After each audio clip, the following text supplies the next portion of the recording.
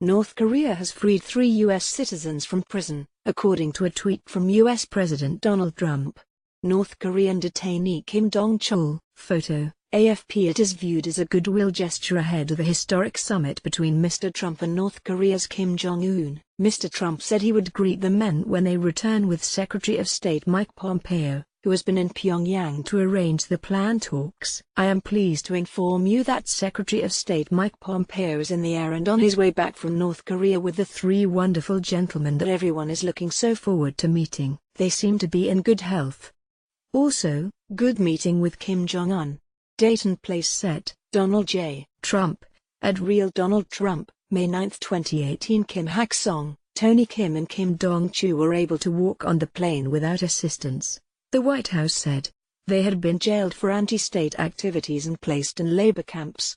Mr. Trump announced the release of the men in a tweet on Wednesday. They seem to be in good health, he wrote, adding that a date and location had been set for talks after Mr. Pompeo held a good meeting with Kim Jong-un. Photo, AFP. Reporters traveling with Mr. Pompeo said their meeting lasted about 90 minutes. I had productive meetings in Pyongyang with Chairman Kim Jong-un and made progress. I'm delighted to bring home 3 Americans, Secretary Pompeo, at Sec. Pompeo, May 9, 2018. In his tweet, Mr. Trump said he will personally greet the detainees when they arrive at Andrews Air Force Base today. In later remarks, Mr. Trump said the location for the talks would be announced within 3 days. Who are the freed Americans? Kim Hak-song was held on suspicion of hostile acts in May 2017. He had previously described himself as a Christian missionary who intended to start an experimental farm at the Pyongyang University of Science and Technology, PUST. Tony Kim, also known as Kim Sang-duk, also worked at PUST. He was detained in April 2017 on espionage charges. According to South Korean media, he had been involved in humanitarian work in the north. Kim Dong-chul, a pastor in his early 60s, was detained in 2015 on spying charges, and was then sentenced to 10 years hard labor. One of the detainees was jailed in 2015. The other 2 have been in prison for just over a year.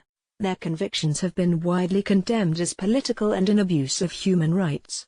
Ahead of his visit, the second to North Korea in under 6 weeks, the Secretary of State said he hoped North Korea would do the right thing and release the detainees. Fate of the detainees has been a key factor in the build-up to the Trump-Kim meeting. What has reaction been? South Korea's presidential Blue House welcomed the release of the Americans, saying it would have a positive effect for upcoming negotiations. Blue House spokesman Yoon Young-chan also called upon the North to release 6 South Korean prisoners in order to reinforce reconciliation between South Korea and North Korea and to spread peace on the Korean peninsula. We wish for a swift repatriation of South Korean detainees, Mr. Yoon said. In a statement provided to the BBC, the family of Tony Kim said they want to thank all of those who have worked toward and contributed to his return home. We also want to thank the president for engaging directly with North Korea, the family said. What are North Korean prisons like?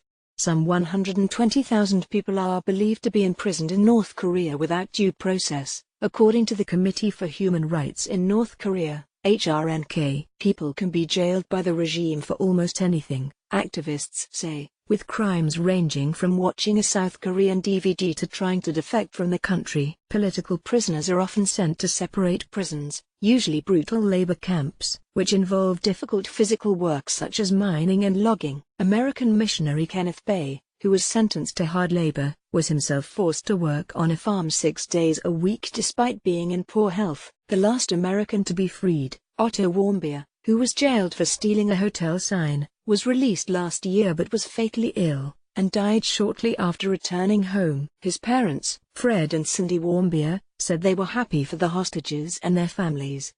We miss Otto, BBC.